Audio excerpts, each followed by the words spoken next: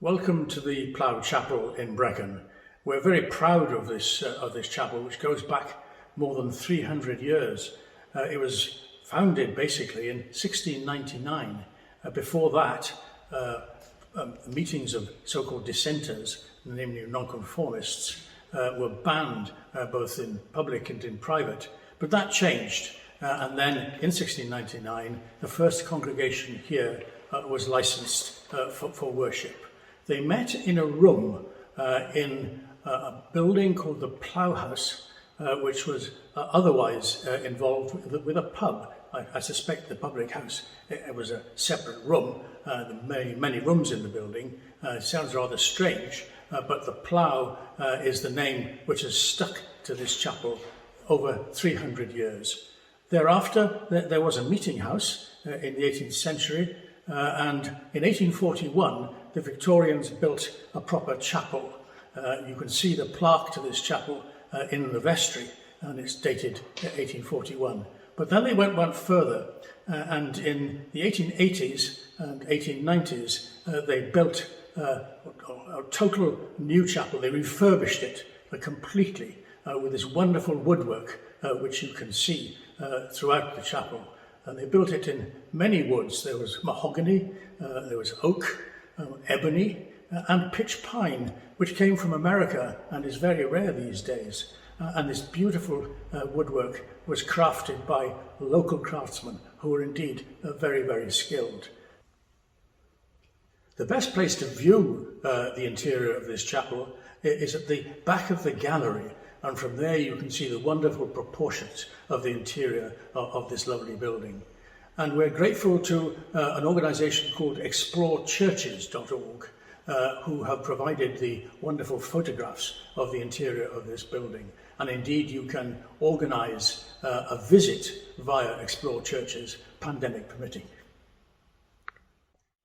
Welcome to the Plough Chapel, Brecon, and we very much hope you will enjoy your visit here. I just want to point out a few of the features that make this chapel incredibly special, as well as a place of worship. It's got some amazing arts and craft detail.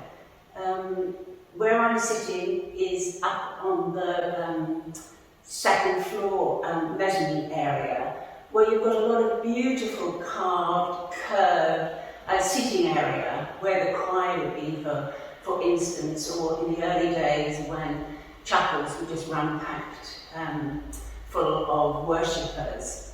The carved wood effects are quite spectacular all around the chapel, and you've got some very nice wood effect, giving a very nice marble effect to some of the flat areas of wood. It's an absolute delight to look at. If when you arrive at the chapel you look up, you will see a magnificent painted plaster relief ceiling, a lot of fleur-de-lis detail here. And if you look carefully, you will see some quite ornate grid effects, which were ventilation in the Victorian days. I mean, ventilation and heating still exist at the chapel today, but most of that's embedded in the parquet flooring in metal grids that you would see in places like Kew Gardens greenhouse and things today. One detail which I'm particularly always captivated with is at the end of every pew seat, these beautifully painted numbers. Numbers, I think, go up to probably close to 80 or 90 in number. A pew would probably sit between 3 and 5 people. But the pew numbers usually donated a particular family, and it was their number that got passed down through generations for years to come. But that's a delightful thing to look out for when we visit. Another area is the beautiful organ that we have here. And if you get close to have a look, you will see lovely bone features for the little knobs that open and close to get the right sound emitting from the organ. The pipes were renovated quite a few years ago, but a magnificent sound delight when we do get back to singing hymns accompanied by an organist here. All in all, it is a huge sort of pleasure, I think, to come and visit a place as unique as this. You go down Lion Street in Brecon, you think, gosh, you'll find nothing here. And all of a sudden, this wonderful gem appears when the doors open. So we look forward to seeing you at the Plough Chapel. During the 17th century, nonconformists were regarded as dissenters and often persecuted. Town dwellers would travel to services in isolated farmhouses. The first Welsh independent chapel was built here for worshippers who had previously met in scattered locations and later at a house in Ship Street, Brecon. The dissenters were a group of people who felt very strongly that everyone should be permitted to worship as was fitting, rather than being dictated to by the sovereign or the state. This is not meant as a slur on either, just that as Christians we have an authority, God, who is above all things. It is at the very heart of who we identify as. There is a part of the nature, faith and order of the United Reformed Church that says, we believe that Christ gives his church a government distinct from the government of the state, in things that affect obedience to God. The church is not subordinate to the state, but must serve Jesus Christ, her living Lord, its only ruler and head.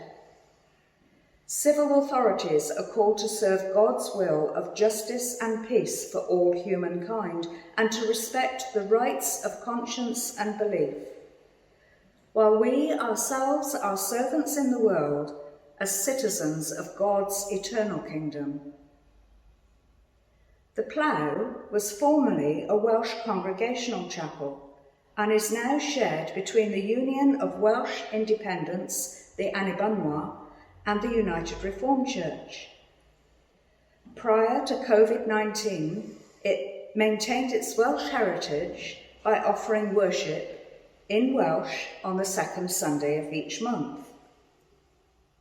I believe that while it was still operating, some of the students from the Ministerial College would use this chapel as they trained for ordained ministry. I can only imagine how daunting that must have felt for them, especially as they had tutors, peers, and a congregation to lead worship in front of. For me, this is a sacred space. I like to think of all the prayers that have been said and maybe absorbed into the very fabric of the building. The hymns sung at Gamambas, the love and the care shared between people at difficult and celebratory times of their lives. But maybe, in the society we find ourselves in, it's good to be worshipping in a chapel that once was a hostelry, rather than drinking in a pub that was once a place of worship.